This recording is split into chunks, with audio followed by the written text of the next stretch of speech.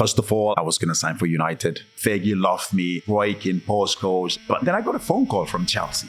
I was like, okay, you know what? I'm not 100% sure. Until you sign the dotted line, you're not sure. You were in the middle of a tug of war between Sir Alex Ferguson and Jose Mourinho.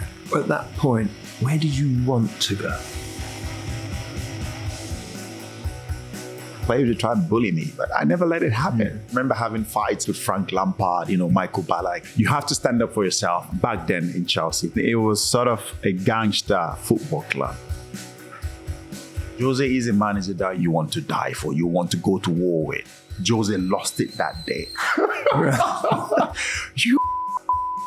If I dealt with the players today, how I dealt with you guys, I will be in jail right now. John Terry, Frank Lampard, Didier Drogba. These are top players. Players that always make you feel that this is the club that always wins. We all sit in there after dinner and we look at Eden Hazard. Takes a massive rice pudding. And you look at him like, Eden, there's a game tomorrow. It's like, I'm still not sure how you won that game. What was the party like? Some of the players, we didn't know where we slept that night. The fans were like, oh, he's always winning with Chelsea. He doesn't care about winning with the national team. It's almost like Messi with Argentina. That's so long. Yes. See, I just mentioned you in the same breath as Lionel Messi. I was going to say that. With that no, it's quite.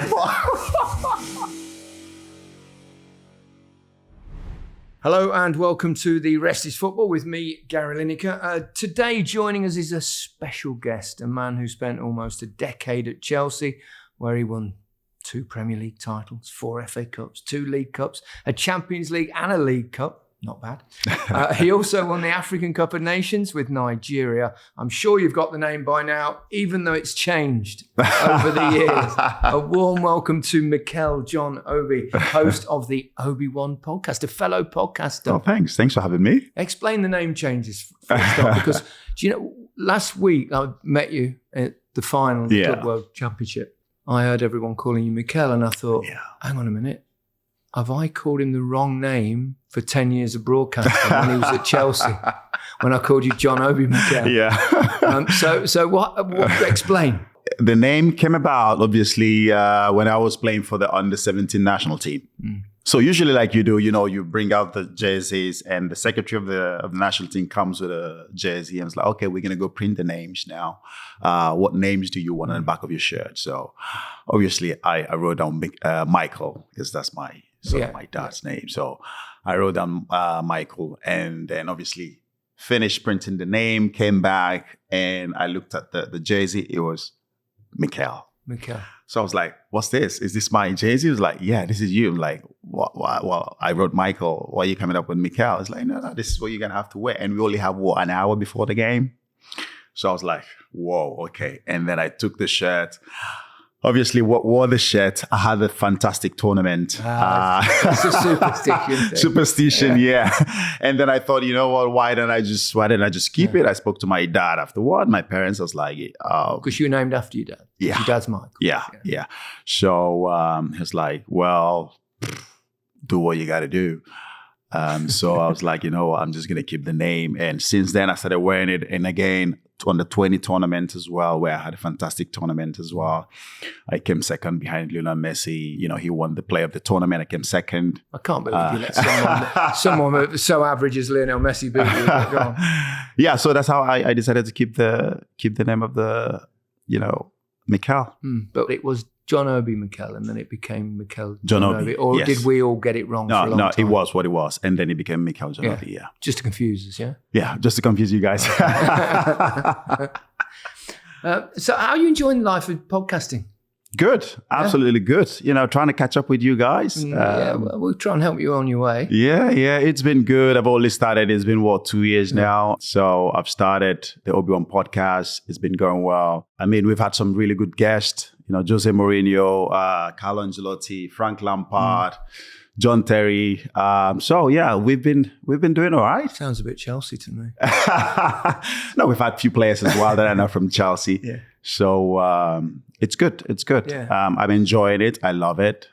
Just to get perspective of how players see the game, not just players, coaches and stuff like that. So it's been wonderful. We're going to make this home and away a two-legged affair. You're generously coming on ours, and then I'll go on yours. Amazing. If you want me, if you have me. Definitely. You're the legendary, so of course I definitely want to have you in my pod. Thank you. Let's take you back to your childhood. Growing up in Nigeria. Yeah. How was that? Growing up in Nigeria was difficult.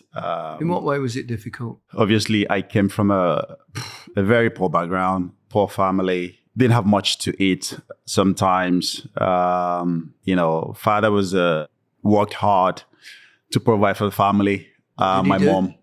My dad used to work. It was civil servant. Wow. Wasn't the best of salaries. My mom, obviously. We had a little kind of shop just in front of the house where we lived, where my mom used to sell food, drinks, just to obviously provide for the family, to help out with my dad. And sometimes it was difficult for my family to get all the kids, in school. I'm from a family of 7 siblings, and me 8, mom and dad 10. Sometimes it was difficult for everybody to be in school, obviously with the school fees and stuff like that. So a few times I stayed at home because I just couldn't go to school, so that my sisters went to school. But then I picked up, obviously, interest of playing football. And for me, football became my sort of getaway. At the age of 8, 9, I kind of knew that this was going to be what I want to do. My mom, my dad, everybody around, in the neighborhood knew, okay, this kid is going to be special. This kid is going to become something special. And then I just pursued football. So I not forgot about school. I was still in school, but then I knew. Let's be honest. When we're playing football, we all forget about school. Exactly. So that's pretty much what happened. I knew, okay, football was going to be my journey. This is going to be something that I'm going to have to pursue. And my mom and dad obviously supported me. And, Your siblings play, any of them? Yeah, my siblings, very, very good. Even my sisters. Really? When we were kids, we used to play around the house. Yeah. So my sisters used to play with us as well. But my brothers, really, really good players, footballers. A brother of mine was a goalkeeper, still plays in the Nigerian league. One of my other brother is really, really good. My younger brother as well. He stopped playing now. But I come from a very... But the family, footballing despite background, them all being good players and stuff, you were the one that was clearly, you stood out. Yeah. I was the one who stood out. I was the disciplined one, let's put it that way. You were the disciplined one? I was the disciplined one. I didn't go to party. I've done my research on this. I need to know who told you that. I want to know. It's all the research. Well, Harry, producer, he's looking guilty over there in the corner. Oh, is that you, Harry? Come on. I can assure you this. I'm always early. I'm very disciplined. When did that change? Now I know where these stories come from. Jose Mourinho, isn't it? Yeah. There's a few bits in it. We'll come to Jose later. Okay. But how does a young man with considerable talent, how do you progress in Nigeria? What's the local football like? What's the conditions of play, facilities? Condition of play is not good. Facilities is not good. That's something we've still talking about. Trying to make sure that we can develop the infrastructures. Because you're now quite involved, aren't you? Yeah. What's your role now? I'm not quite involved yet. Yeah. But I speak up quite a lot about what needs to change. How can we get the Nigerian football, not just Nigerian football, African football, to grow? And sometimes when you hear fellow Micah Richards' friend disrespect, you're talking about their lack of respect towards the African Cup of Nations, which yes. I agree with you on that. Yeah. I mean, there's so many great players in that, and it's a major tournament. It is, yeah.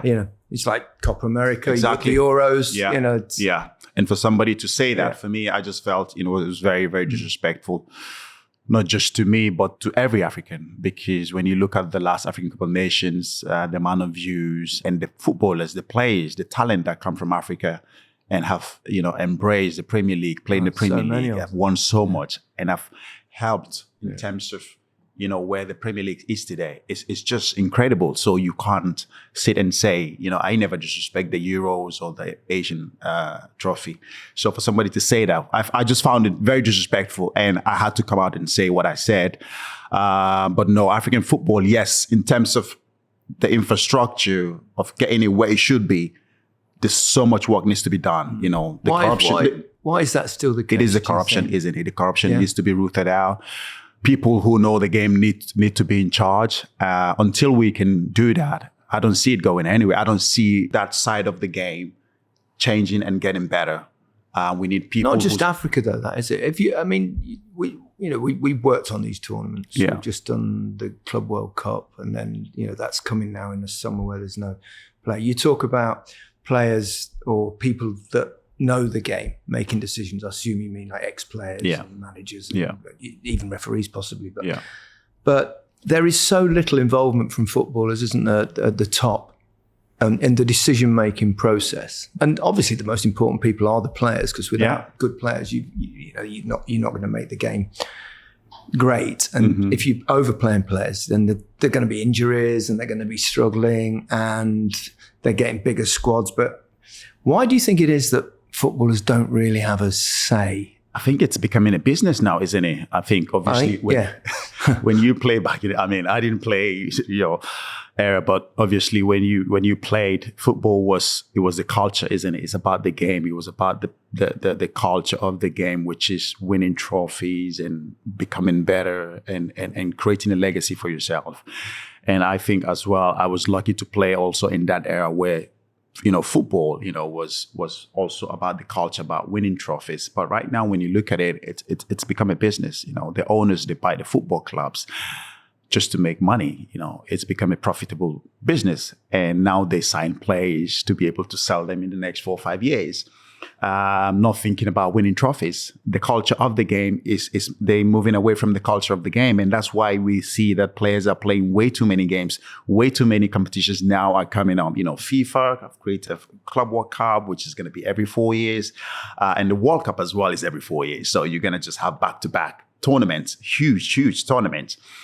But again, like you said, I think the good thing is that these clubs are getting obviously bigger squads. They invest in a lot more into, the science of the game. You have, the teams that can be able to, that have the data to show, the manager, the amount of load minutes that these players have played. So you can be able to manage that a bit better. But still, the welfare of the players, like I always say, is the priority. But why do you think it is that the players don't have a say? I mean, there's Fifth Pro, and I think they're starting to try and do something about it, but I just think it's the money. I just think it doesn't matter what you say. I think obviously Man City players, Rodri, they came out and said what they have to say, but it's just the money. The FIFA will not listen to the players.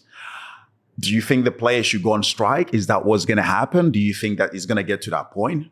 Hopefully not, because we want to enjoy it. We want to see players play. We don't want to see players start going on strike saying, I'm not going to play.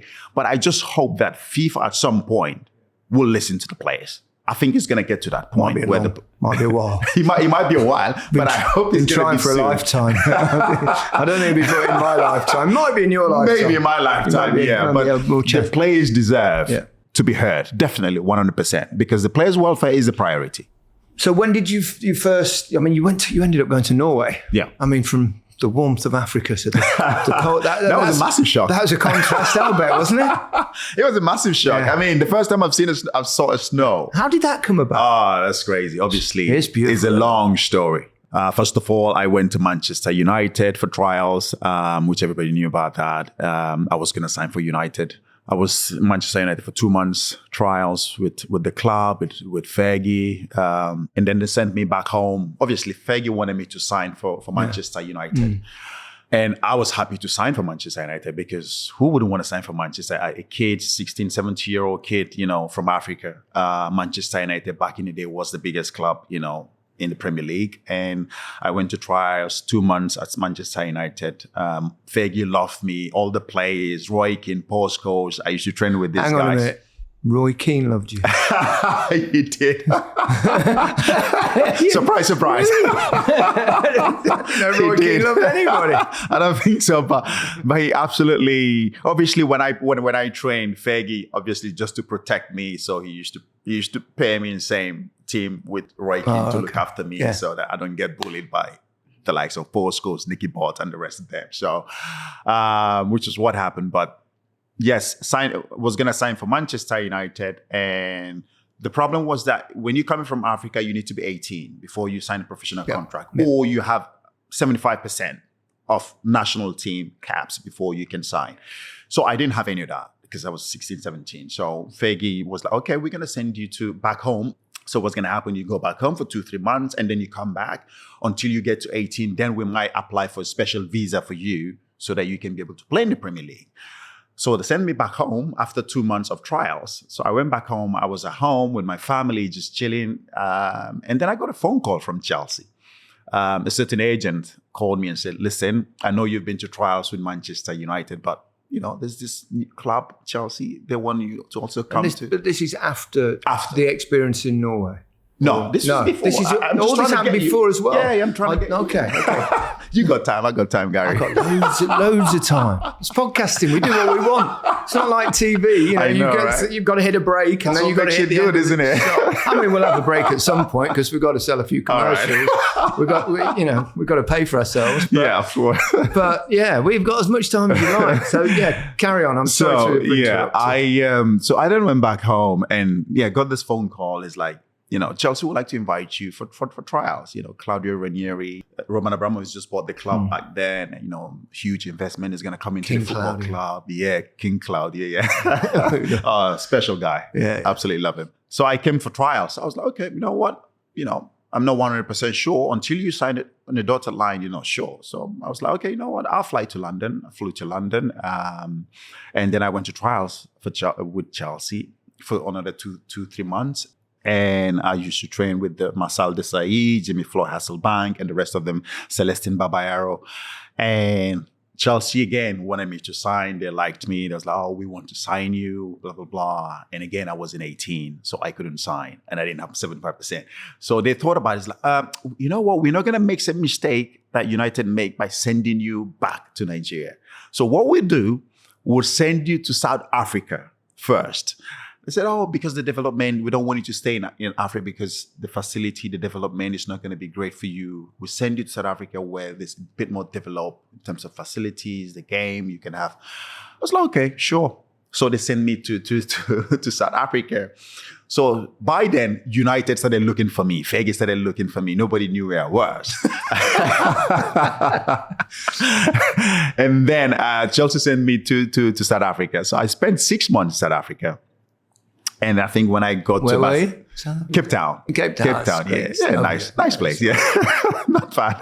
So I spent 6 months in South Africa. I think around then I was about 7. I just hit 17. I was about 17 plus. And then after 6 months, the club said, "Oh no, you have to sign for us now. We want you. Either you sign to play for us, the club in South Africa, or you have to go."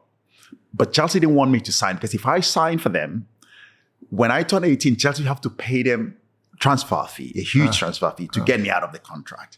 So Chelsea was like, okay, no, he's not gonna sign for you guys. So they pulled me out and then they took me to Norway. That's how the Norway situation came about. Random though, isn't it? Took you to Norway. I know. Did you have a say in this or? Nope, I didn't have a say. I didn't have any warm clothes. And this is me landing Norway, freezing cold, snow was this high. I was like, whoa, what is going on here? And the shock for me was incredible because, I mean, a 17-year-old kid coming from Africa. Were you on your own? Did someone with you? No. I had a couple of guys. So what they did, they had a couple of guys from the national team, on the 17 national team. They took them with me just to keep me, just to be with me, so I don't feel homesick. I'm a kid. Be friendly with me. Company. Yeah, let's put it that way. Company, yeah. So I had about 2-3 guys with me, and they sent us all to Norway. And we all landed in Norway with no warm clothes. None of us knew what we were doing. Absolutely what we were doing. And we were just sitting there thinking, what is going on? And we came in when it was winter time, and it was absolutely freezing. So we had to school. There was a school there in Norway where we had to school and then play football. So we go to school in the morning and play football afterwards. And so we used to walk from our apartment to the school. Did you buy yourself a coat? We had to. We had to go do some shopping because, first of all, in the first couple of weeks, we thought, okay, you know what? We're just going to enjoy it because it's snow. We've never seen it before. We're just going to But then we started getting absolutely hammered by the cold. Like it was incredibly cold. But then we went shopping and we got some warm clothes. And that's how the Norway situation came about. It's beautiful, the Norway. Absolutely beautiful. Stunning. Amazing place. Like the buildings, the people, they're so nice. But a very expensive place to live though. Yeah. Very expensive. So let's carry on the tale, because you spent a little bit of time there. Yeah. And then it was Manchester United or Chelsea. Yeah. Tell us the story, because it's quite unclear on what actually happened. Another long story. I like long stories. Hopefully I get a book come out soon. You should definitely do a book. You could do a book on I can do a travel book even. Transfers and travels. Transfer, exactly. I can separate both. So of course. So I went to Norway and then I was training with Lyn Oslo. And I was going to school. I was training with them. And then I turned 18. So Chelsea was, okay, sign for Lyn Oslo. So when I got 18, I signed for Lyn Oslo. And then I played a game. I played one game. I think about 1 or 2 games I played. And then Manchester United got to know where I was. And then, of course, they found you. They found me. After all these shivering in the cold. After all these years, they finally found me. And then, of course, Fergie never gave up. Sent the scouts, I think it was Jim Ryan, sent Jim Ryan over, the scout of Manchester United back then, sent him straight away to Lyn Oslo. And then they landed at Norway and then came to the football club straight away with a contract, saying, oh, you have to sign the contract. And I was like, well, I am here. Chelsea sent me here. I was like, oh yeah, but Fergie loves you. You know, we all love you at Manchester United. We've been looking for you. Where are you? Finally, now we found you. You know, the boss wants you. Put Fergie on the phone. I spoke to Fergie. He's like, John boy, where are you? We've been looking for you. Yeah. You know, we want you at the football club.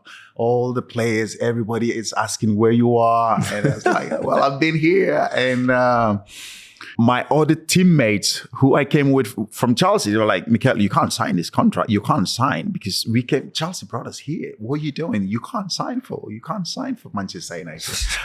And I was like, well, this is Manchester United, Alex Ferguson. You know what I mean? Why not? Hard man to say no to. Exactly. It's a hard man to say no to. And back then I was like, you know, I know the two clubs want me. I have to sign for somebody. Like, you know, you keep sending me here, there. I have to finally sign for. Who was helping you make this? I have an agent back then, John Shitu. Yeah. I had an agent back then, John Shitu. But obviously, he was with Chelsea. So, he was with Chelsea, sort of. So you did as your agent told you to do. Yeah, exactly. Blame him. When the Man United fans have a go at you, blame him. Blame him, yeah. So Fergie came with the contract, and then I signed the pre-contract. Obviously, I signed the pre-contract. Then when I go to Manchester United, I'll sign the proper contract, and then that's when I signed the contract that day, same day. Back then, there was a ex-Manchester United player who was the coach for Lyn Oslo. So he was getting directives from Manchester United saying, oh, you have to get this kid, he has to sign. Please get him to sign. See how you can force him to sign. and eventually they managed to convince me. So the manager, the club, they got me in a room. They boxed me in a room. They sent all my friends home. They said, you guys go home. You're not needed. We just want to keep Mikel here for a while. So they kept me in the room and just convinced me and give like everything. It's like, we'll look after your family. We'll do anything you want. Were you tied up behind a chair? I've got this strange I've got a gun in my you got a gun in your head. You will sign. Yeah. Let's make it clear that probably didn't happen. That didn't happen. No. So they managed to convince me, and they talked to me. They told me everything. Fergie on the phone convincing me to sign. Obviously, the 2 games I played for Lyn Oslo, I was absolutely fantastic. I scored in one of the games and gave an assist or something. So they really, really wanted me to sign. And then eventually they got me. Obviously, I saw a contract, pre-contract. I think it was about £1 million. They offered me straight away. Oof. Yeah, something like that. Yeah. A kid, 17, 18-year-old kid, just, life changing. Exactly. Life changing. I never seen that kind of money before, like neither with my family. Like I was going to help my family come out of the situation where we are, that we've been, so I think that was probably what really pushed me. I know when some people talk about it, like, but why did you sign it? I think for me, looking back at it, was the money, the life-changing money, what it will do for my family, my mom, my dad. So I assume both clubs must have. Both clubs must. Yeah, similar offers. But I haven't got any contract yet from Chelsea. Yeah. But then I have a. So obviously people now will be thinking, if they didn't know football at all, they think, oh, you signed for Manchester United then. Yeah, well, it was a pre-contract. Yeah. Exactly. It's still a contract, but it was a pre-contract. Just to make clear, people getting slightly confused. Can you say at this point that you didn't play for Manchester? No, I did not. So what transpired? So I signed the contract, I signed the pre-contract, and then I did a press conference where I was holding up the Manchester United shirt. Just to show you how everything went very, very quickly. I didn't have anybody there that was advising me, like independent advice. Like somebody was like, okay, Mikel, think about it. Blah, this, that. No, I didn't have any. Everybody was United. The manager was from United. The club wanted me to go to United. Obviously, they were speaking to Fergie and the rest of them. So I didn't have anybody else saying, Mikel, hold on a minute, think about it. Let's think about this properly. I didn't have anyone. My agent was not there. I couldn't speak to my family. The phone wasn't allowed to. I wasn't allowed to use the phone. The phone was sitting right there. Every time I picked up the phone, like, who are you calling? Who are you texting? Well, you can't pick up the phone when your hands are tied behind your back. No, you can't. So and then I did the press conference. So everything was very quickly. Signed the contract. Straight away, there was press already, media already, press conference after an hour or two. And then everything went, and then it was on Sky Sports and everywhere. And then Chelsea were like, what is happening here? My agent was like, what is going on? Trying to call me. I could see his phone side. I see my phone side ringing. I look, it was his name. Yeah. I couldn't pick it up. No, because she has a title. I think that's going to be the one. It's a running joke. It's going to be a running joke. Hi, Stanley, on my back. So I saw straight away my agent started calling, my parents calling, my brothers, like, what is happening with you? I just couldn't answer the phone. For hours, I couldn't answer the phone. And then I did the press conference. The press conference happened. And then Chelsea straight away sent my agent from London to come down to Norway to find out what's happening. So my agent came to Norway. But back then as well, after the press conference, I finished the press conference. I wasn't allowed to go back home. So, do you sound like a prisoner? I mean, it seems it's extraordinary. Go on. It was a movie, I'll tell you that. Could be. So I wasn't allowed to go back home. So the club and Manchester, whatever, it was the club. I don't know if it was United, but I'm sure the directives came from. I'm not saying it was 100% from my end, but the club then took me to a hotel. So they took me to a hotel. I had this kit man. He was a huge kit man, and he took me to the hotel, and he was sitting outside my door. Honestly, he told me, I was like, the plot thickens. Yeah, like, huge guy, Norwich and huge, like. So he was our kit man. So he said, I can't take you home, but I'm going to take you to a hotel. I was like, why? I was like, I want to go see my friends. Like, no, you can't go home today because of everything that's happening. So he took me to a hotel, and he was sitting outside my room. I was like, he said, go in the room. I'll be here. If you need anything, just let me know. I was like, okay. Yeah. Get me a coat. So he took me to this hotel. So I spent a night there, and then my agent finally came to Norway and then found out where I was. So the day after that, I went to training, and then my agent came to the training ground and saw me, and then started talking to me like, what's happened? Why did you do this? Why did you do that? I was like, listen, I don't know. And it's like, this is not going to happen because Chelsea are going mad. Roman is absolutely lost it. Like the club have lost it. Because obviously when I was in Norway, they were helping me a little bit. They were, little money here and there because, just for me to look after myself and my family. So they've been there for me, Chelsea. You know what I mean? So for me to now finally go and sign for Manchester United was, a betrayal. Exactly, a betrayal. So Chelsea absolutely lost it. Roman said, go to Norway. Whatever you have to do, you have to get that. You have to get him back to London. You have to bring him back to London. So my agent came to Norway and then he took me out. He took me somewhere. I don't know if you could see, there was a point where I went to a game. I went to watch a game.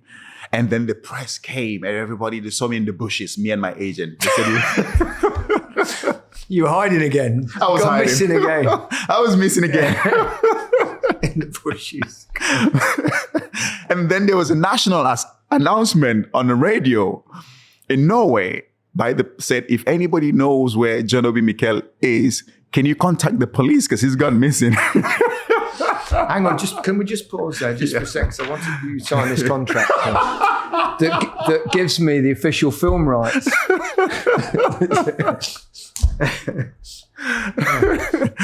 Actually, there's no point giving you a contract to sign because they don't mean anything anyway. Yeah, so the announcement came on radio. I remember my girlfriend back then, Norwegian, who I just started dating back then.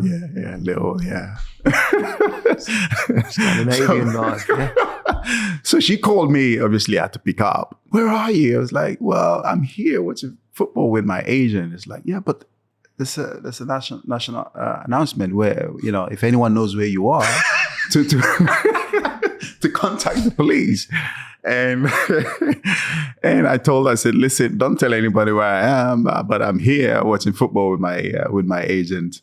And then, before you know it, that's when the press came. Everyone now knew I was. Like, I think she betrayed me. I think she gave it away. She betrayed you. Not with another fella. She just leaked a bit of information. Yeah. Okay. But then, and that's how that happened. And then we had to run away through the bushes, went back home. And then my agent packed up my bag same night. Yeah. We came back home and there was massive press in front of the house. So we went into the house, into the apartment. I saw my friends. None of them were speaking to me. They all blanked me. Because they were United fans? Cool. No, because obviously they wanted me to sign for Chelsea. Oh, because right. If I sign for Chelsea, those friends, yeah. Yeah, so my friends, yeah. If I sign for Chelsea, they will have a chance of probably, maybe not signing for Chelsea, but maybe sign and maybe being loaned out somewhere. You know what I mean? So, their future depended on what I did.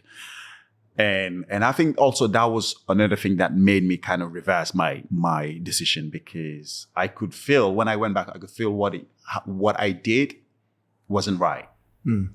And I saw what it meant, what I've done to them. You know what I mean? And so I went back home. I packed up my bag straight away, me and my agent. We couldn't go out through the front door, so we had to jump. We have to go over the fence.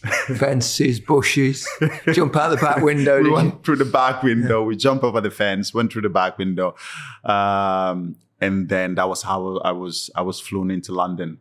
Nobody knew when I left, booked a flight same night, flew into London, and that's how I stayed. I got an apartment just next to Stamford Bridge. I stayed in an apartment there. So Chelsea got me an apartment. I stayed there. And for a year and a bit, I couldn't play for either Chelsea or Manchester United because FIFA was trying to sort it out. Chelsea said, we're not going to let the player go. He was our player. We've been looking after him, blah, blah, blah. Obviously, they have the records of everything that they've been the one looking after me. And the pre-contract doesn't exist until I signed a professional contract. So Chelsea were like adamant, he is not going anywhere. Roman was like, no, he's my player. I want him. Jose Mourinho as well was like, I'm not going to let the kid go. I want the kid to come to Chelsea. And that's how they did everything for a year. FIFA tried, couldn't sort it out. But then finally, the English FA got involved. Saying, okay, we have to sort this out. The kid has to play football. He has to play football. So we have to find a way to sort it out. It must have been frustrating for you.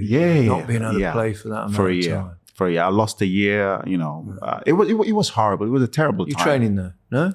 I was training, but I wasn't allowed to train with Chelsea or Man United. Yeah. Not with any club. No. So I was training on my own. Sometimes I go to the park, do some runnings, but it was horrible. I can't imagine how difficult it must be to be in the middle of a tug of war between Sir Alex Ferguson and Jose Mourinho. Oh, crazy, horrible. And I wasn't allowed to speak to either of them as well. I wasn't either. That was probably for the best. Yeah. So I stayed in that apartment for about a year, every morning waking up thinking, what am I going to do? How am I going to get out of this situation? When you have your mom and your dad calling you every day, crying on the phone, your brothers, your sisters, is this how it's going to go? Is this how my career is going to go? Am I going to get banned? I'm not going to play any football anymore? I know we've joked about this, but that must have been seriously frustrating and worrying. It was. It was. Like, you wake up in the morning, a few times I woke up, I was crying. You go to bed crying because you have no clue what's going to happen. I have absolutely no clue what's going to happen because when I talked to my agent, he said, I don't know the situation. Do you feel like you were manipulated at all? Of course. Someone of a young age? Of course. I did not have any independent, good advice when I was young. No, none. Yeah. Listen, my agent was good. He was a lovely man, good guy. I got on really well with him. But obviously he was from Chelsea. He was Chelsea. He wanted me to go to Chelsea. Yeah.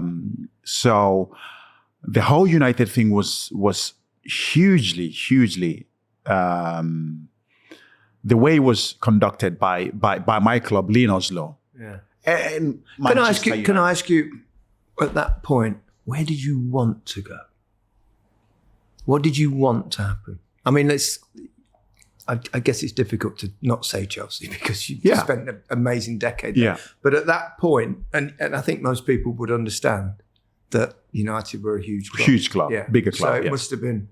I think when I signed the pre-contract, I think after everything, when I left Norway, I had a clear picture of where I wanted to go.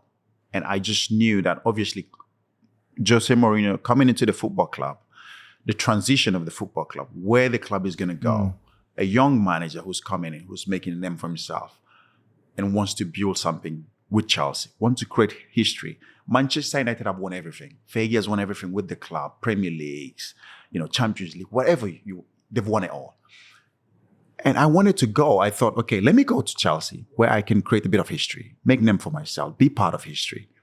And that was 99% of why I made the decision of going to Chelsea. Because after speaking to Mourinho, talking with the club, I knew exactly where I wanted to go. Come to Chelsea, create a bit of history and make them for myself. And now when I look back at it, of course, I managed to achieve all that. Yeah. We were the first club to win the Champions League, in London. We won the Premier Leagues multiple times, FA Cup, whatever, mentioning we did it all. So, I don't think anyone would say it was a bad decision. I mean, obviously Manchester United were also very successful in that period. Yeah. You joined, you were obviously a holding midfield player. Were you always that? No, was never that. I was more of a number 10. You transitioned actually into, you went further back, didn't you? I remember because when you first came, you did play much further forward. Yeah. The only thing I didn't do was to transition back to becoming a goalkeeper. No, but I was a number 10. For me, that's where I played from my early days, as a kid, from the under 17 to the under 20s, I was a number 10. Where everything goes through me. I was the guy who created, the chances, I dictated the game. I was very much involved in the game. Everything had to go through me, under 17s, under 20s. But then that's where I love to play. That's where I wanted to play. That's where I see myself. That's where I know I'm good at. Yes, I'm not the quickest, but I was very good on the ball. I never give the ball away. I was very good on the ball. Technically very, very good. And that's what all my coaches saw with me. But then when I joined Chelsea, I had a meeting with Mourinho. I said, listen, I know you're a number 10, but right now I have way too many number 10s. Obviously, Joe Cole, I think it was Joe Cole, somebody, a couple of other players. Well, hang on a minute. Didn't they have Claude Makélélé and Michael Essien? Yeah. They both Number 6. Yeah, I mean, Mikel obviously one of the absolute greats in that position. Yeah, and he was leaving. Michael Essien was never a number 6. He was a number 8, kind of like a bit like Frank. So Jose was like, watch Claude because he's gonna leave. He's got 6 months left on his contract. He's gonna leave. So watch this guy, study him because this is where I want to see you play. I think you're gonna be good in this position because you rarely give the ball away. You're technically very good. We can build up from the back with you, blah blah blah. Which we never did with Mourinho, building up from the back. So he kind of sold that to me. But so that's what I did. I watched Claude for 6 months. I played a few games here and there. Obviously, Claude was the number 1. And then until he left, then I became more involved, as a starter. But that was how the number 6 role started. I was never a number 6. But you're kind of player that number 6 role has become almost as important as a number 10 role, hasn't it now? I mean, you're the pivot of the team. You're the intelligent. You're the brain of the team. Nowadays, nowadays. And that's gradually transformed. But I think people now see that the holding player is the one that Rodri, for example. Yeah, I think obviously it started with Fernandinho, didn't it? Fernandinho sort of started the Brazilian whole. side, exactly. Fernandinho kind of started the whole changing of what we call a holding midfield player, building up from the back, everything. And then, of course, Rodri now has just changed the game. You talk about Busquets as well. Busquets also was the guy but then you have these guys, but Rodri has just changed it. Well, on that, what is the main difference between 10 and playing as a 6? Oh, much different, isn't it? Yeah.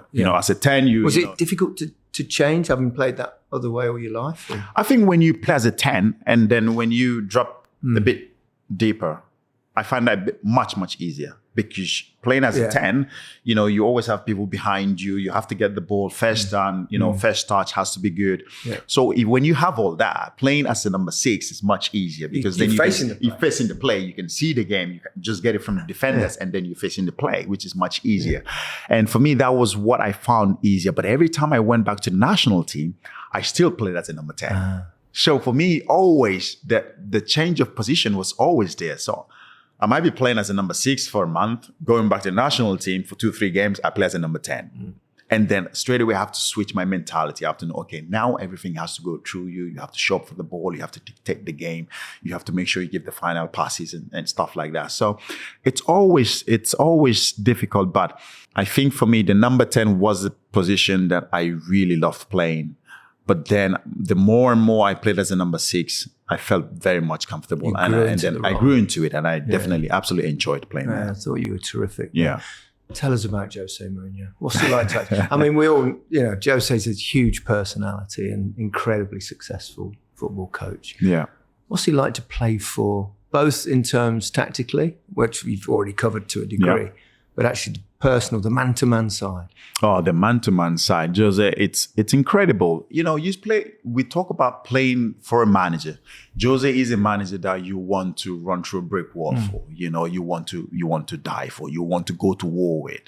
And that's something that he always... Why? How does he get that to you? It's just the man management. He comes to you, you can feel the passion. Sometimes managers have a conversation with you, you don't feel that. But when Jose comes to you and have a conversation with you, it's about, are you ready to go to war with me? Are you ready to play for this club, this badge? You want to win trophies. And if he finds a little bit of hint that you're not ready, he doesn't take you with him. He always wants people that I want that passion. Show me that passion and believe that we can go and beat anybody. We can win anybody. Back then when we walk through the tunnel, when teams see us, when we see teams, when they look at us in the tunnel, we can see, straight away we know, okay, you're that, we're going to beat these guys easy. Because the names we had, the physicality we had. Talk perhaps as well about some of the names you did play with at Chelsea. Maybe start with the captain, John Terry, because real leader, wasn't he? What a leader. A warrior, somebody you can count on anytime, any day, always on the pitch. That's why today when I talk about the leadership at the club, I talk about Reece James. For me, fantastic player, top player. We see that every time he plays. I've always talked about we need to have him on the pitch. Yeah, not injured. He has to be on the pitch, not always injured. And that's what I got with my captain. If my captain is always on the pitch, that just brings, confidence around the place. And that's what JT gave us year in, year out. He was the leader. You walking through that door, coming to the football club, he just set the record straight and tell you what the club is about, the culture of the club, what we stand for, what we want to achieve. Yeah, he had that conversation with you. Did he? He does. Yeah. He was very good at that. He always finds an opportunity to have a conversation with a new player that just come into the football club.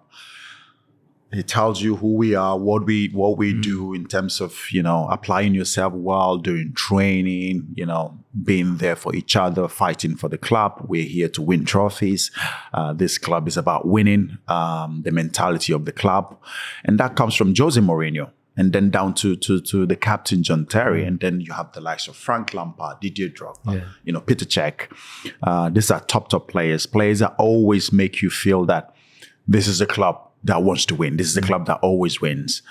And then, of course, you have, Michael Ballack, German captain who came into the football club and thought, okay, I'm Michael Ballack. I'm the captain of, Germany, played for Bayern Munich. But then he came into the football club and he thought, okay, I'm just going to be... But then straight away, JT straight away let him know that, no. There's always a bit of tension between both, And how did he let him know? Well, JT always lets people know, always has a conversation with you. There's always fights, with us. Really? Of course, in training, in the dressing room, but we never let it come out in the dressing room. Everything that happened stayed in there. But as players, we know. Until now. No, there's always fights between each other. Obviously, we want to win. That's normal in a competitive dressing room. It is in a very competitive dressing room. Everybody wants to be there. Come 3:00 kickoff on Saturday, you want your name to be in the starting 11, and that's what we train for. That's why we fight for in the training ground. Players tackling, kicking each other, fighting each other because. And Jose, how was he with that? Did he? Jose let it happen. Yeah, Jose absolutely loved that. Yeah, that's where he sees who's who. If you get into a fight and you back off in that fight, Dimia's weak. You have to stand up for yourself. You have to make sure. I don't think he'd have liked me. That's where you I'd run away. You just walk away. No, you have to stand up for yourself. I remember walking into the football club at the age of 18, I had to start quickly. Yeah. I had to stand up for myself. I remember when, I was, players were trying to bully me, but I never let it happen. Yeah. I always stood up for myself, I remember having fights, arguments with Frank Lampard, Michael Ballack. I was like, no. Arguments with Frank? I find out he's such a nice, gentle, quite Frank, shy person. Very shy person, but he'll let you know on the pitch if you're not. On the pitch, yeah. Frank never got involved in the politics and everything. Frank was very quiet guy, like you said. But on the pitch, he will let you know. He will come. He will try and hit you in training. He would tackle. He would do everything. But we always had that. We had a fight where Solomon Kalou, the most nicest guy you can ever meet on a football pitch, the most nicest human being, one day kicked off between Solomon Kalou and Michael Ballack. In training, yeah. Massive. Like they both it was absolutely blows. Absolutely blows. We played the game. Everyone wants to know who won the fight. I was not there because we played a game. So I played the game the day before. So I just did a warm down. I was inside. So the guys that didn't play, they played like a 5-a-side. That's where it always happened. The fights always happen when you play the little short pitch 5-a-side. So it kicked off between Solomon Kalou and Michael Ballack. And Solomon Kalou absolutely lost it. His eyes rolled. Everybody was like, Mikel, you need to see your red mist. So they call us both Tom and Jerry. They call him my twin brother. Uh-huh. So everybody rushed in. The physios, doctors, they rushed in after training. Like, Mikel, you need to see your brother today. He lost it on the pitch. I was like, what happens? Like, he had a fight with Michael Ballack. Like, they exchanged blows. We've never seen anything like that before. So I was like, really? Solomon Kalou? It's like, yes. the most nicest guy, he lost it today. For some reason. He gave Michael a balakin. Oh, he did. He gave him a balakin. Yeah, exactly. So he walked in. I was looking at him like, what happened? I could still see his face was like red. He was still upset. I was like, what happened? He didn't speak to me. He never said a word to me. It's like, he said to me, he used the F words like, get out of my way. It's like, why? What happened? We can use the F word on the podcast. It's fine. Yeah. It's not terrible. I said, what happens? Like, Mikel, fuck off. I don't want to talk to you. I'm like, oh, really? He's like, okay. Straight away, took out his shoes, went in the shower, showered, took his bag. Off he left. Guy who never did that, always there after training, having the banter here and there, playing around. Took a shower, took his bags, and just left.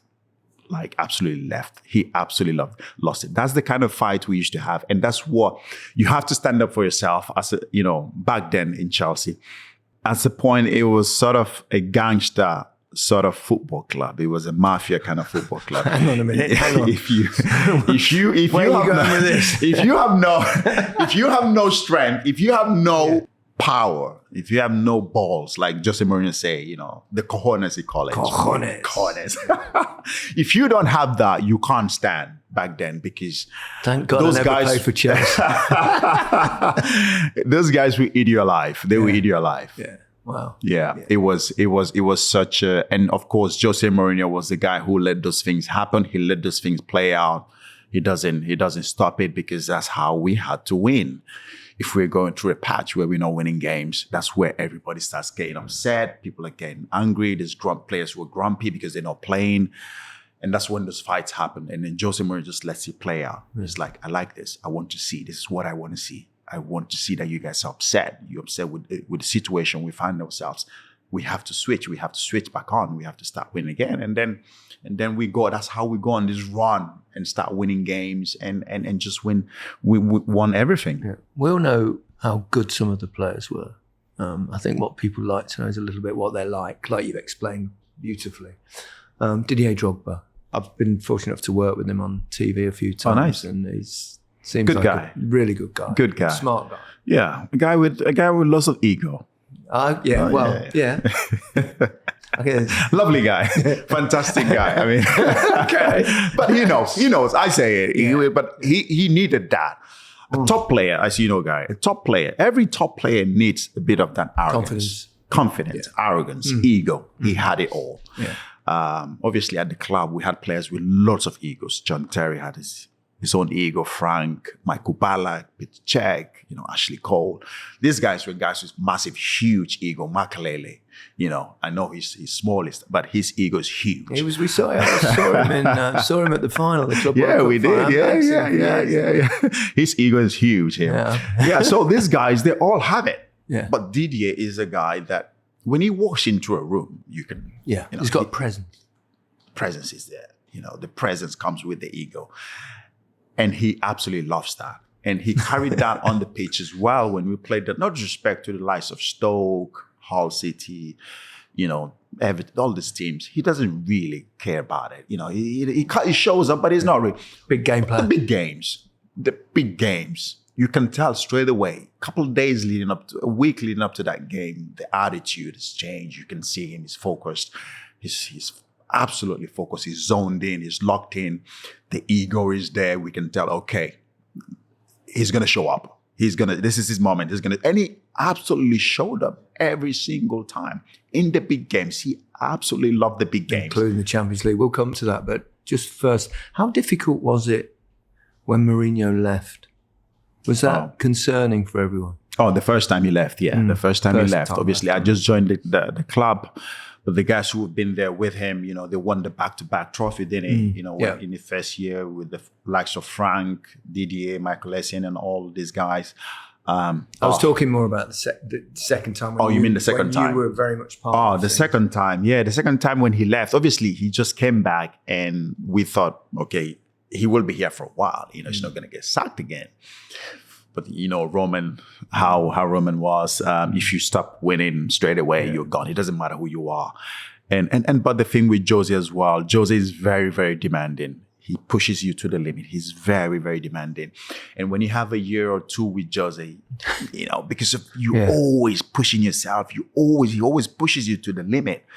Sometimes he just gets a bit too much, and then that's where the fractions start to come. The players, a little bit of fraction between here and there between him. But I think when he left the second time, we kind of knew it was coming. We saw that one coming. The first time we didn't see it coming, but the second time we kind of saw it coming because we could see it building up. And we just knew, okay, it's going to happen. Yeah. It's a matter of time. It's going to happen. And then it happened. We felt bad, but I think the first time was when it kind of hit us. Yeah, really hard the first time. Really hard the first time. Because I remember we were all in tears in the dressing room. Oh, yeah, we were all in tears. Really? Footballers? Yeah. Wow. Grown men. Yeah. Absolutely grown men. Like Frank was in tears. Frank and Joseph were like close, very close. I know people talk about him and him and Frank very close. Really? Frank was in tears, Frank was sobbing, and you see Didier, everybody was, but Frank was the guy kind of hit us like really, really bad. He went around, shook everybody's hands, hugged a few people he got on well, hugged people he didn't.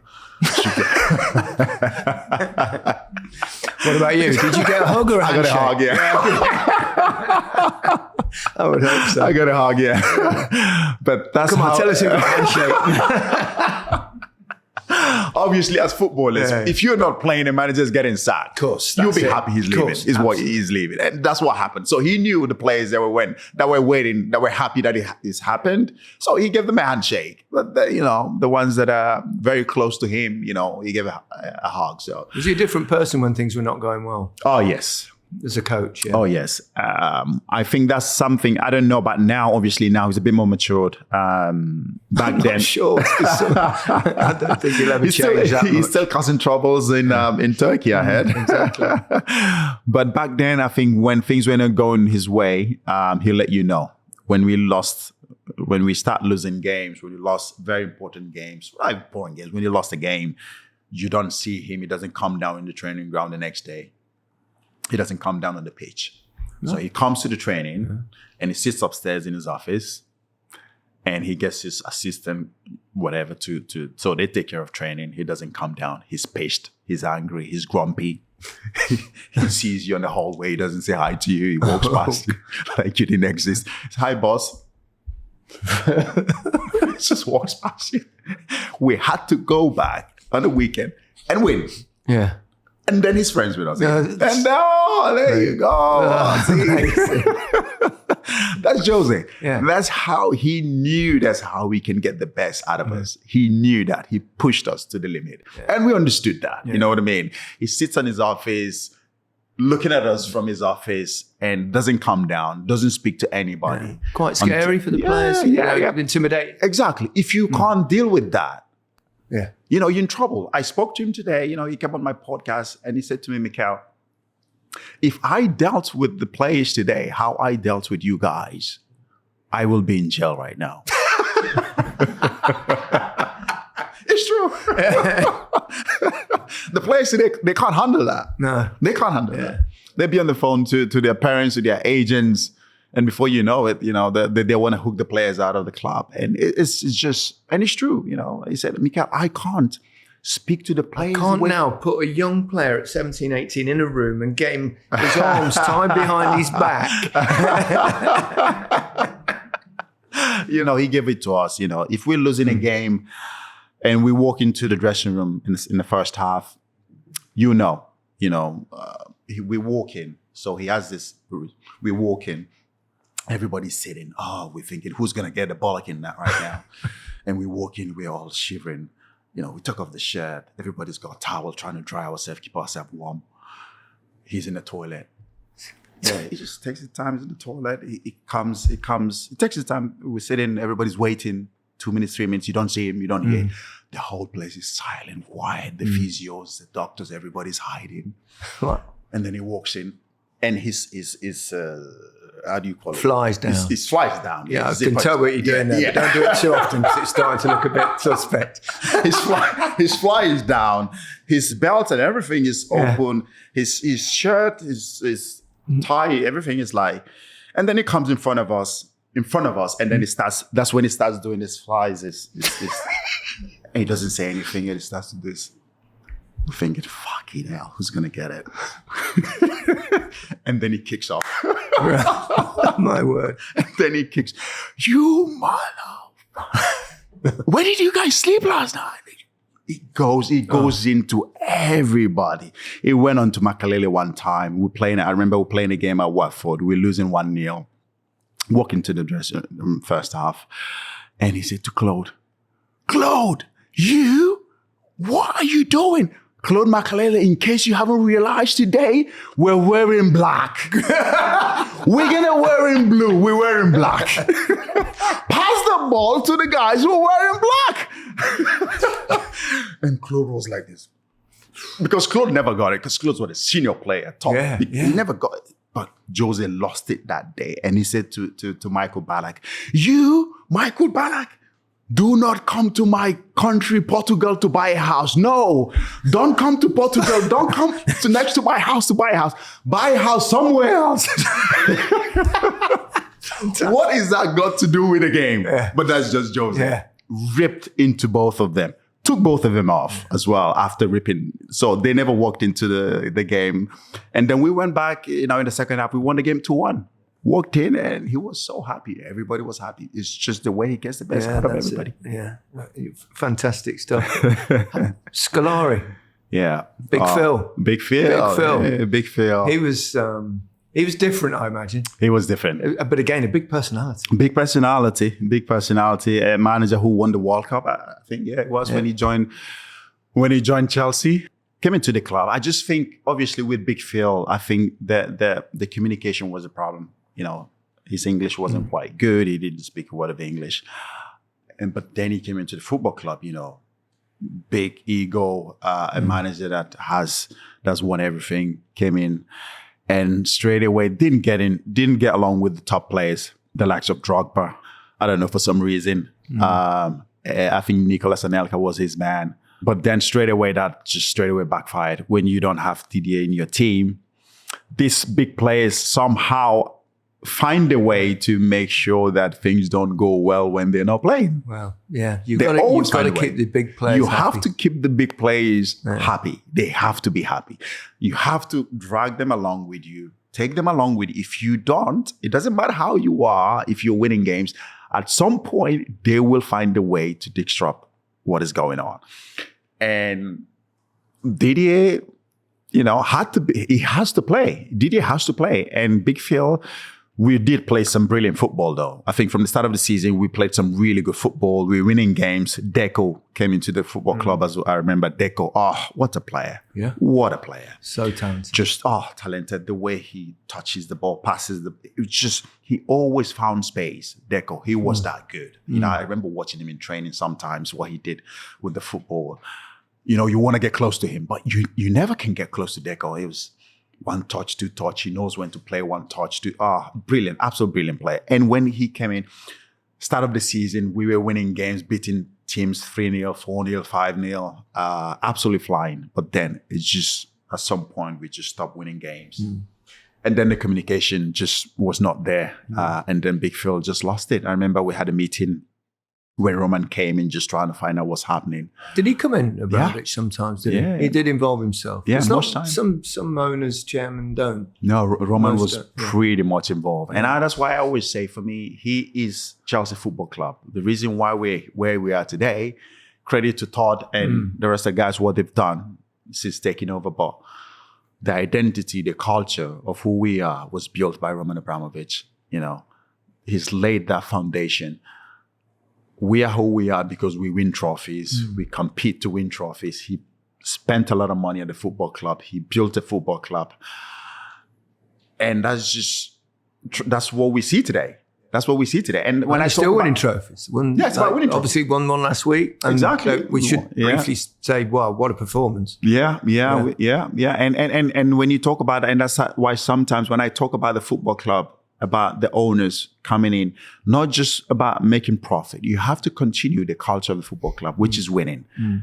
I know, they want to buy younger players, they want to build, but you have to keep winning because that's the tradition, that's the culture. It's a good tradition. It is a good tradition. So, and to see that now they've continued from where Roman has stopped in terms of winning trophies. Yes, we won the Conference League and now we've won the Club World Cup.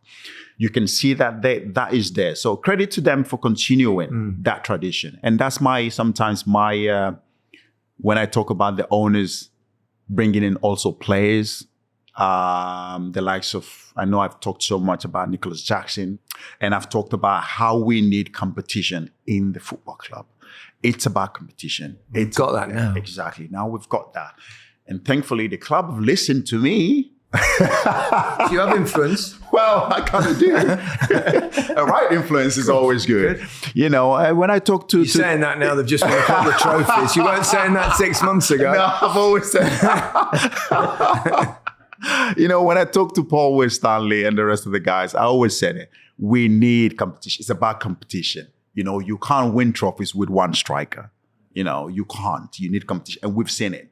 We brought in João Pedro and Lian Delap. You know, we could see the impact straight away. Players that can come in, improve the football club, you know, win us trophies. Without those 2 goals, then João Pedro scored in the semi. Wouldn't, you know. Yes, there's a lot of players but you could see the impact. Yeah, 2 definitely. goals. Yeah. That's what. So, and again, scored in the final. So we can see that. And every time when I talk about it, for me, it's about competition. We have to have competition all around the football pitch. Players have to compete. So, and I'm happy we've done that. We look very, very strong now going into the new season. Yeah, how good is Cole Palmer? Oh, amazing. Amazing. What a player. Silky. Oh, silky player. I mean, again, you talk about good players always finding space. Your friend behind me is just doing this. It is that, isn't it? I mean, we were in New York, weren't it? It was hot. It was sticky. It was boiling. But he was always cold, wasn't he? I mean, he was always doing that. I mean, the guy, brilliant player. I mean, he baffles me how City let him go. But of course, when you have so many players in that position, good players, it's difficult for sure Pep must to... have seen it. Because it's special, isn't it? It's special. Talking of special players, let's spend a few minutes talking about some of the ones you've played with and against. Best player you played with at Chelsea?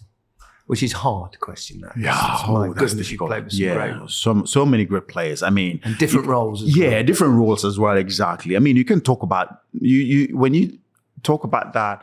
It's always hard not to mention John Terry. Yes, he's a defender, but you know what he did for the football club. You know, to make sure that everybody has that same goal of winning. You know, he was always there, pushing everybody to the limit, making sure that we all go to war with each other. He was always there, the captain, the leader, the warrior. But when you talk about the best player, I mean, technically gifted, you know, Eden Hazard for me was, he was the guy. Yeah, he was unbelievable. He was the guy. It was a shame that we love him at Leicester as well. So he bent that one in the top corner, which meant we won the league. We love that. Oh, what a player.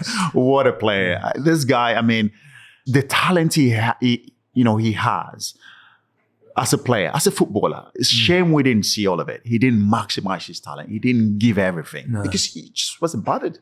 He just wasn't bothered. Yeah. You know, I know I talk about it. Yes, it's sad to talk about him that way. That yes, he didn't like training. Yes, he didn't give a to whatever it is. Yeah. Because he didn't care. You know, he came to training, he didn't train. You know, a day before a game, we all sitting there. You know, you're thinking, looking at yourself, oh, I need to have salad. I have to look after myself. I need to make sure that I sleep well and I have the right food. You know, we all sitting there after dinner and you look at Eden, he takes a massive bowl and he goes and there's a massive rice pudding. He goes like, he comes, boom, right in front of everybody. There's TV on, like, and you look at him like, Eden, there's a game tomorrow. He's like, my friend, it's okay. And this is the way he was. He comes up tomorrow and he wins you the game. He wins you man of the match. You can't complain. I mean, when you look at that, how can you not admire the guy? If you only did. Just shows you how much talent. The likes of, you know, Messi, Cristiano Ronaldo did, the way they looked at themselves in terms of training, going to the gym. He never did any of that. I mean, he comes to training, half of his laces are not tied up. He doesn't tie up his laces on his boots. He walks around on the pitch. He spends 30 minutes standing on one spot. He doesn't move. He doesn't run. Imagine how good he could have been if he'd have had the same mentality as Messi and Ronaldo. Imagine. And when he talked to him in training, he said, my friend, please, if you want to pass me the ball, pass me the ball. If you don't want to pass me the ball, all right. That's the way he was in training. Sounds like my kind of guy, actually. Unbelievable. Yeah. We are all running around, kicking each other, tackling each other, doing everything. I'm just so relieved to see there's a modern day footballer that thinks and plays like I did. Is that what you did? Play like I did. He played way better than I did. I just hung around the box and scored. Really? But I couldn't play like him. But training wise, possibly. Training wise, you never liked training as well? I never enjoyed training. Really? Mainly because I found it quite boring. Right. I wanted to practice my trade all the time. So I was a goal scorer. I was a finisher. Yeah. And that's all I wanted to do. But five-a-sides, what's the point? Yeah. Diddling around. It's like little goals for a start.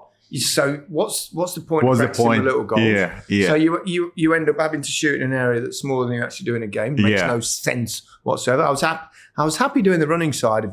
Not that happy, but that side of the training and finishing, and I come to life. But did you think if you knew that come on the weekend you were not going to be in the starting 11, would have changed the way you train? Do you push yourself a little bit more?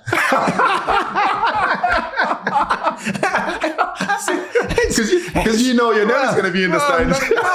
No, I wasn't. I did the training. I wasn't lazy in training. I did the training. Some bits of it, I wasn't quite in Hazard. I did my laces up. Okay, but that's anyway, good enough. You need to save those questions when do the away leg. You talked that you mentioned Messi and Ronaldo. You played against both. I'm not going to say which one you think is best because I think we all know Messi's anyone in the game unless they played with Cristiano. In terms of overall football, I've heard you talk about this. And, what's he like to play against? Unbelievable, unplayable sometimes. You watch him. Every time we played against Barcelona, you watch them the way they set up, go about their business, and he's just there, in around between the midfield players and everything. They're just passing the ball around. The main goal is for that ball to get to him. It's for the ball to get to him. It's incredible. Once the ball gets to him, every single thing on every single position, everything just changes. Unbelievable. Touches the ball, the movement, the way ball never leaves his foot. He can go past people very, very easily. We never defended Messi one-on-one. It's impossible. What was the plan against it? What was Jose's plan when he played Messi? 3 people with him. Yeah. It's important. You cannot defend one-on-one with Messi. You are dead. It doesn't matter who you are. You are absolutely gone. So what we did, if I'm playing, I am with him. The ball is there. I don't give a fuck about that ball is there. Yeah. My sole concentration is on him. I keep an eye on him. That's it. So he's there. He knows I'm watching him. He knows people are always watching him, and that ball keeps moving. They keep passing it around. Yeah. Barcelona, they can zip the ball around. They're zipping it around, and he's moving. Once the ball is getting close to him, and he starts to make that movement, the ball hits his foot.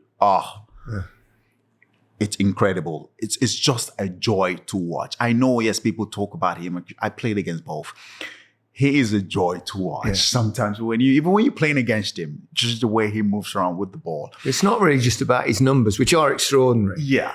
But it is that thing, isn't it? That when he's on, it's like he does 4 or 5 things in a game that I wouldn't have done once in my whole career. And, played at the top level. You played at the top. It's mad, isn't it? There's a level of footballers, great footballers, but then above that, he's on a different level. Yeah. He's on a different planet.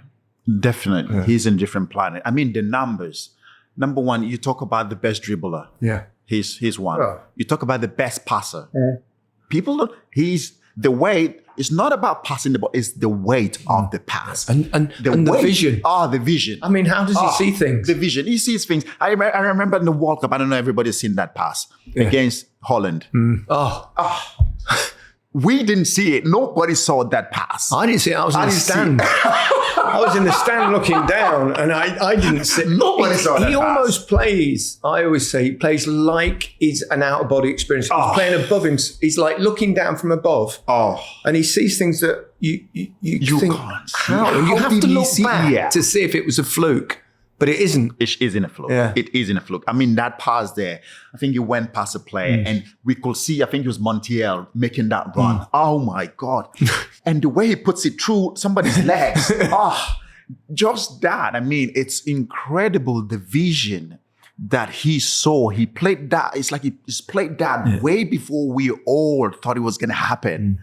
It's like he's lived it before. Yeah. And he saw it. It's just perfect pass. It's incredible. And we talk about the goals number. Yes, people talk about the goals ratio, between him and Cristiano. He's the best. Messi is the best dribbler, the best assist, the best passer of the ball, and the goals as well. Yeah. He's got The goals is close. And you can talk about Ronaldo's play way He's not a more. great defender. It's not a great Which defender. leads me to a question. But when he wants to defend, he can do it. And when it was in his prime Messi. Prime Messi. What? Yes. Tell me what it's like. And when he has got the ball, because you've not managed to stop him getting the ball before, Yeah. and you're up against him. Yeah. Like you straight away you call him for help. You call him for help. You need help. Straight away you just, SOS. Yeah, exactly. You don't dive in. The worst mistake you make is to dive in. Because if you dive in with Messi, his feet are very fast. So once you throw that, once you do that, he can just ding the ball over your leg and he's gone. Yeah. He just dinks it over your leg and he's gone. And then once he goes, he's quick. When he runs with the ball, he's the only player I can see that can run very quick with the ball and can still dribble 2, 3, 4, 5 people. It's incredible. So once he gets the ball, straight away I'm calling for help. I'm like, Frank, where are you? Frank, where are you? Essien, where are you?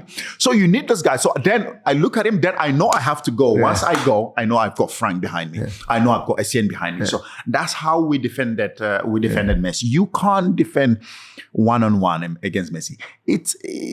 You're dead. Yeah. You're dead. And he knows. Sometimes when he watches us on the pitch, he knows we're always at him. He smiles sometimes. But then once he hits his feet, he just goes. And you can see us all tackling. You see John Terry tackling, everybody flying tackles to stop him. And he just keeps going. And he is very, very strong as well. Yeah. He can put his body and just shield your way. Unbelievable play. For me, the best player that has ever played the game. No, there's no question about that. I mean, I didn't get to watch Pelé and Maradona and the rest of them. And you, Gary. Please don't put me in the same breath. I don't. That's no, not even close. Not even. You scored quite a few. I did play on the same pitch as Diego a few times. And he was very, very similar, actually. Right. I mean, I never thought in my lifetime that I'd see a better player than Diego. Pelé had just caught the end of his career. I didn't see it, and we didn't see much football on TV in those days. But Maradona I watched a lot, and his prime was short, and that's why I always say Messi. And I think what he's done it for 20 years.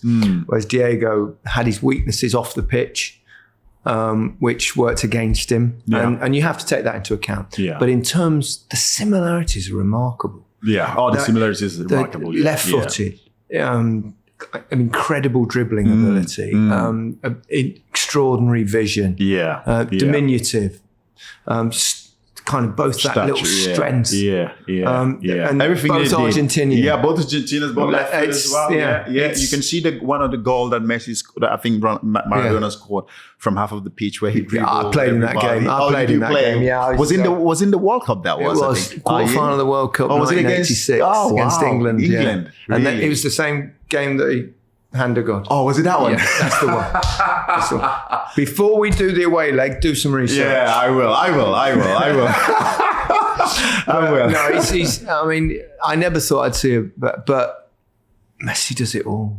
I mean, I think he's actually even better. And I genuinely never thought I'd say that. He's given me so much joy for 20 years watching in the TV world and covering him and going to games and seeing him. And you're right. It's not about the goals, the numbers and stuff, but it's about just a little thing on the halfway line where there are 3 players around and you think, you can't get out there. You can't get out there. And he's through and he's out. I've never seen anything. It's incredible. I mean, the numbers and the way he played the game, he just saw the game way much easier than we all saw it. I mean, the final at Wembley against Manchester United, where he absolutely destroyed them. Some of the things he did in that game was unbelievable. Unbelievable. I mean, he played the games. It looks way so much easy for him, and that's why we always had 2-3 people with him. I gave him so many elbows, so many tackles. And did you try whacking him? I just tried to whack him. He doesn't dive either. No, he doesn't dive. He just exactly. Go down. He's very strong, and that's credit to him. He's not a player that lies around on the pitch. No, he doesn't. Unbelievable. I remember also one game, Manchester City, where Pep Guardiola put his hand on his head. I think he was on the stand. Man City against, was it Man City against Barcelona, where he knocked was it James Milner or something? It was incredible. Absolutely fantastic player. Did he nutmeg you? He must have done. A couple times. I would hope so. A couple of times. Yeah. You've been extraordinarily generous with your time. Talk about what your future and what in your podcast, we'll give that another mention, of course. But international-wise, you also, I wish I had no idea about until I started reading. Your dad got kidnapped. Yeah. Not once, but twice. Yeah, twice. Obviously, the first one happened.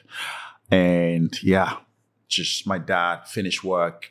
My dad works he has his own business now, which I helped him set it up and everything. He's happy doing his own thing. Finished work, driving home with his driver, and then just a car pulled over in front of him with guns and everything. And said, get out of the car, took him away.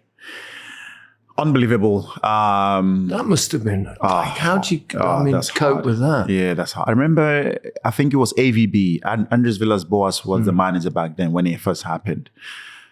I think it was on a Friday or Thursday. We had a game on Saturday.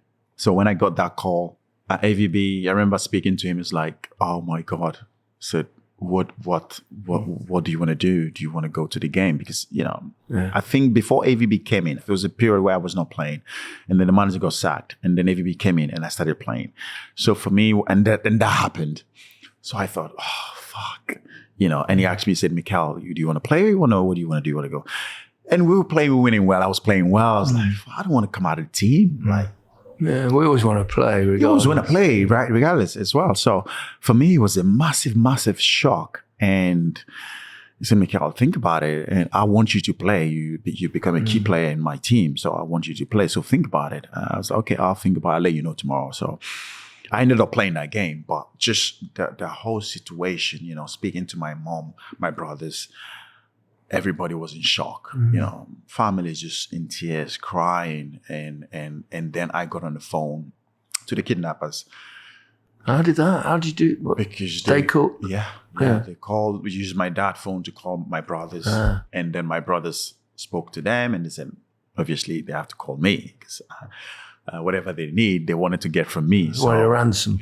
Yeah. So I remember speaking to them. It was horrible. They put the phone. I was like, how do I know my dad? So they put the phone on and my dad was shouting and crying and saying, please, whatever it is, just give it to them and just get me out of here. Just get me out of here. I was like, all right, okay. And then, they said, this is what you have to pay. So you did actually pay a ransom? Yeah. So we started negotiation.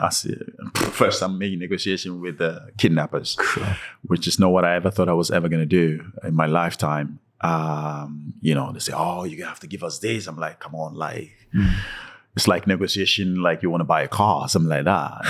It's crazy. I'm talking about my dad here.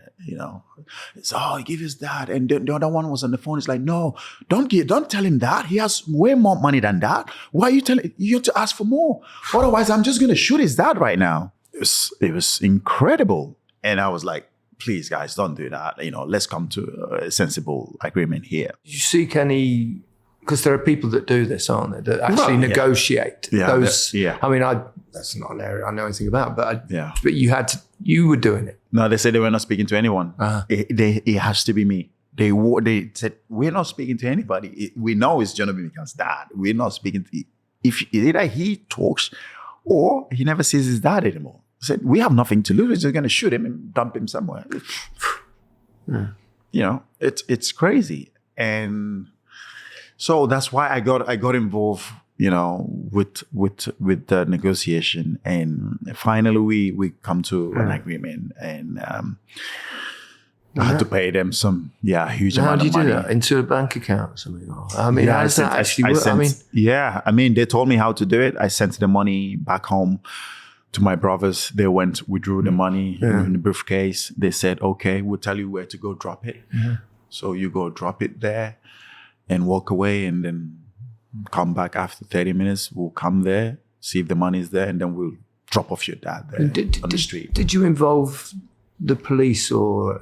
Yes, I did. Yes, I did. But they said if you involve the police, I did. But the police, because sometimes when you alert them with the police, they think, all right, they just shoot and go.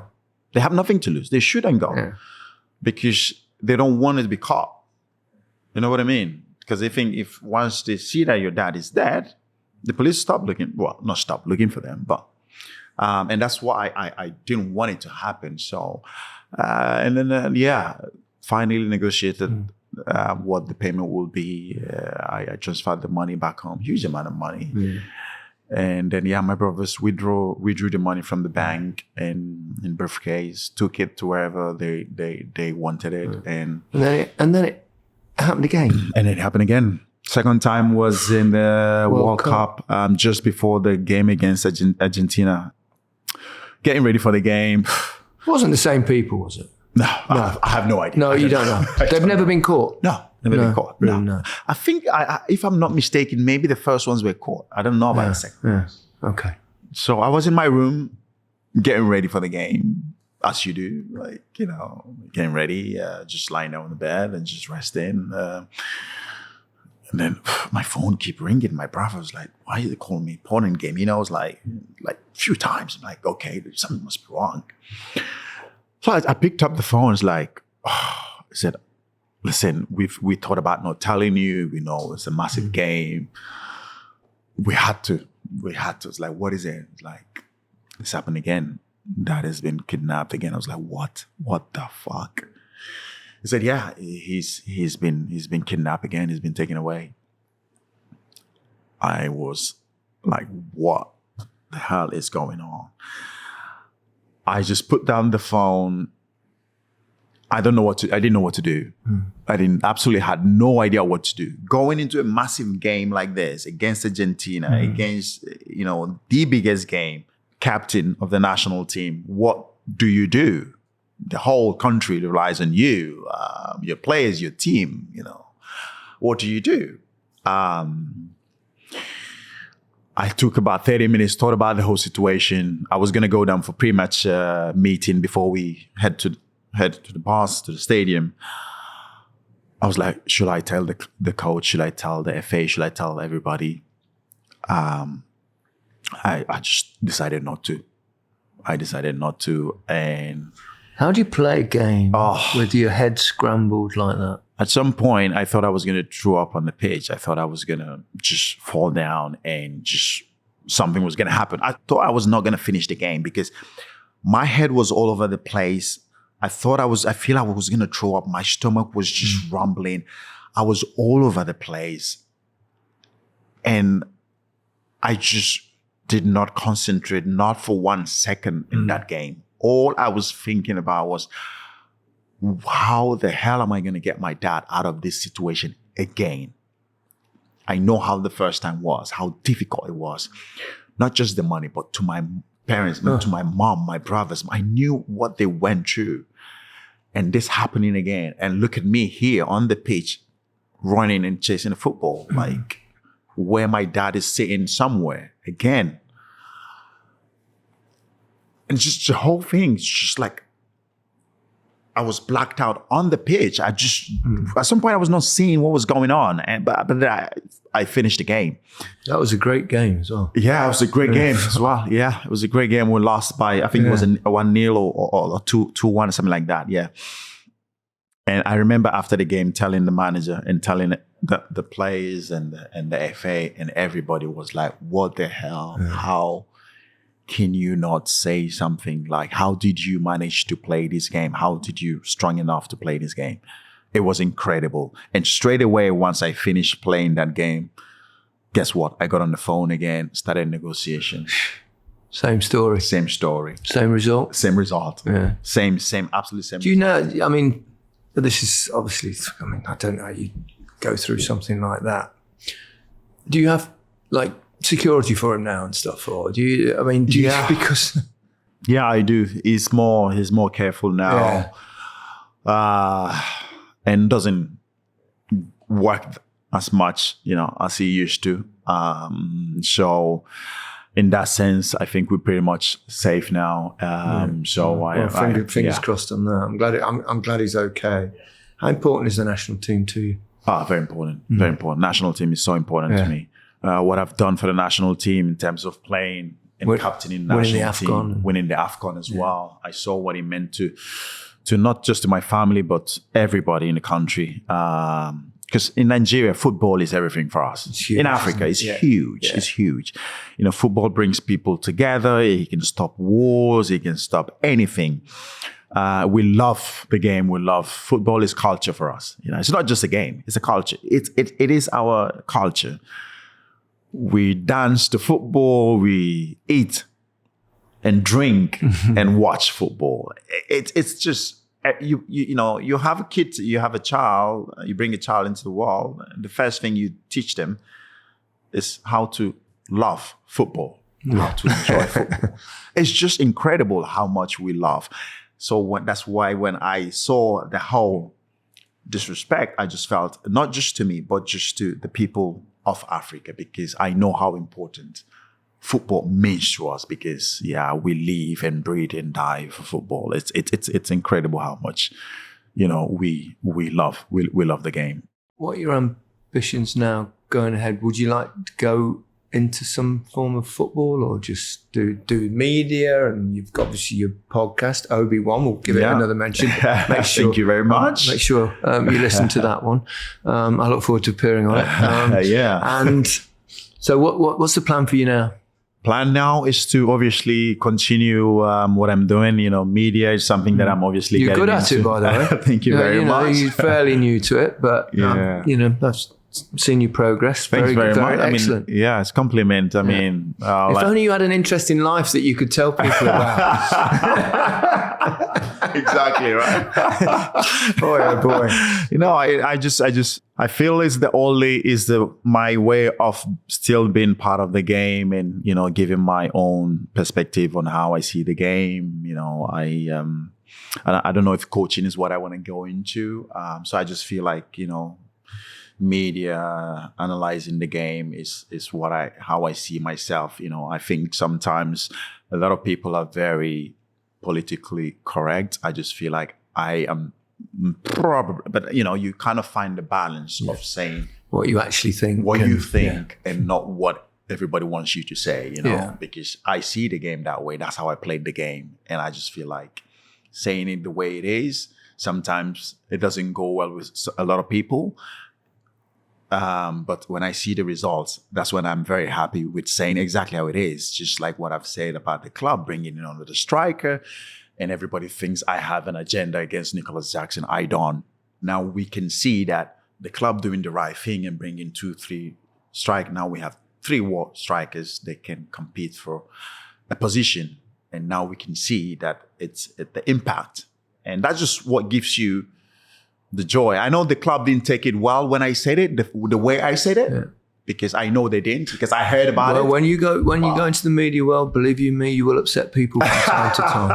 I speak from experience, but you will, and it's quite hard, particularly I think when you've just finished playing, not that long, and then you go into it and you talk. Sometimes you're talking about players that you perhaps played against or played with, because I think we're always more critical of our own club than we probably are any other club, because you care more. Because you care more. Exactly. You care more. But that, honestly, you'll get a bit of stick during a media career, but probably not as much as if you go into coaching. But that's what football is, because people care. It's important.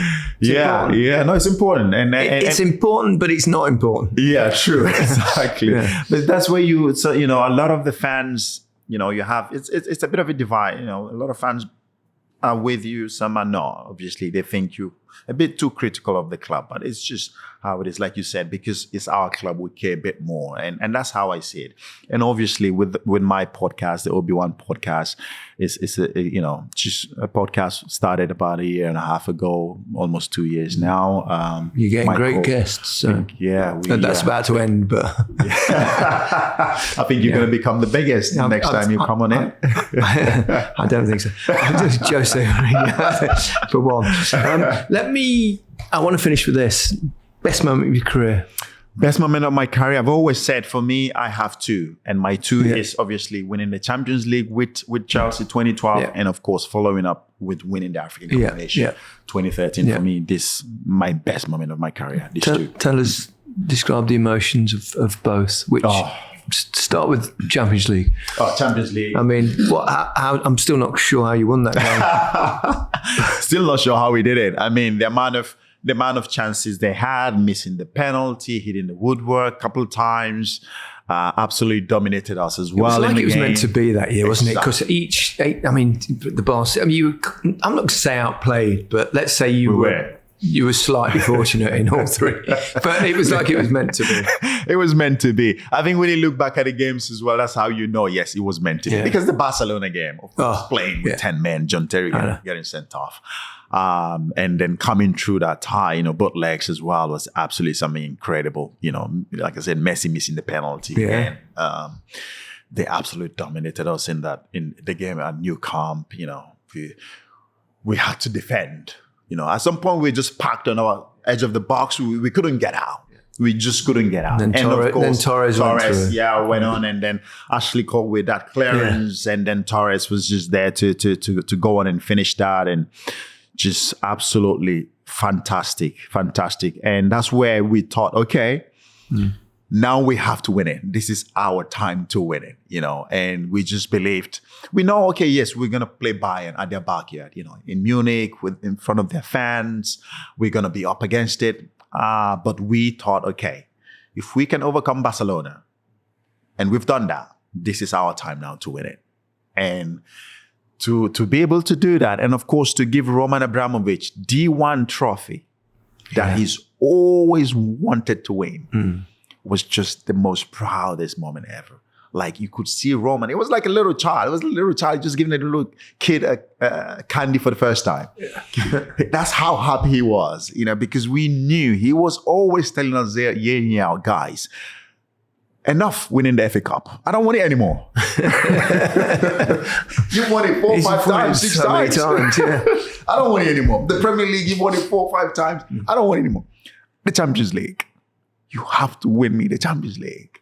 And for us to be able to do it, that core of players to be able to do it. And I think that's the important thing as well, that core of players, because we've sacrificed so much. We've pushed ourselves so much to that's the one trophy we wanted to win. And to be able to do it 2012, give him that trophy and say, Roman, here you go, was something absolutely fantastic. And the emotions after that. Yeah, what was the party like? The party. I mean, it just couldn't sink in. Like, the whole thing didn't sink in, I remember going back to the hotel and seeing Roman, and then the whole party just started. Everywhere was just, it was incredible. Some of the players, we didn't know where we slept that night. It was crazy. Yeah, I mean, everybody was just absolutely hammered. Absolutely hammered. I would hope so.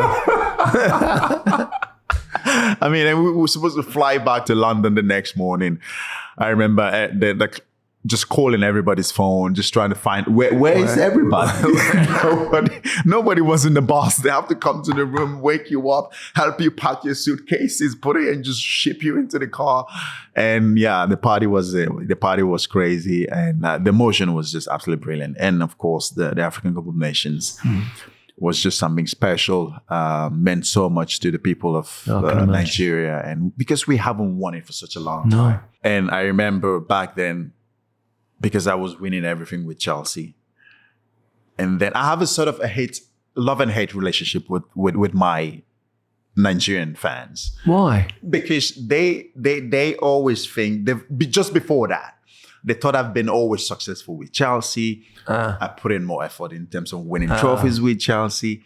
But it doesn't work like that. And sometimes when you come to play with national, it doesn't work. Because I see the players for 2, 3 days, 4 days, I play a game. Playing international football is hard. It is hard. It is difficult. I always say it's the most difficult trophy to win. When you win with your national team, it's the most difficult. So the fans were like, oh, he's always winning with Chelsea. He doesn't care about winning any trophy with the national team. And he's never going to become a legend for us because he doesn't care. So I had that sort of a love and hate relationship. That must have been frustrating to get that because you know you care. I definitely do care. And because I was the star of the team. Yeah. And that's why they put so much pressure on me as well. That the whole country put so much. And I remember winning that 2012 Champions League. And they're like, oh, again, he's won again with Chelsea. They were happy, very happy, but they were like, yeah. But then they were like, okay, next year is the African Cup of Nations. You have to win this for us. You have to. Yeah. It's almost like Messi with Argentina. Exactly. That was leveled against him for so long. Yes.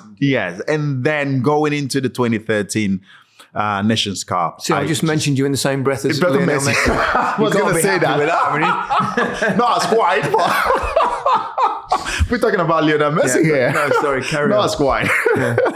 But to finally go on and just before the tournament, they're like, oh, you have to win this for us now. And to have that weight on my shoulder, that pressure going into that tournament, I remember the first game we didn't. I think we drew. And they're like, oh, here we go again. He doesn't care.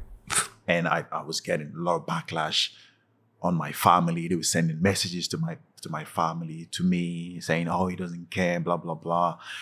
And then we sort of, second game, we got better and they started playing as a team and then went on to win the trophy. And that's where I think the love just turned to hate, the hate turned into love. So it's all love right now. And they all love you when they're winning. They all love you when you're winning. And that's exactly what happened. So the emotions after winning was just absolutely brilliant. And just to finally take that weight off my shoulder was just something incredible. And it was absolutely fantastic. Final question.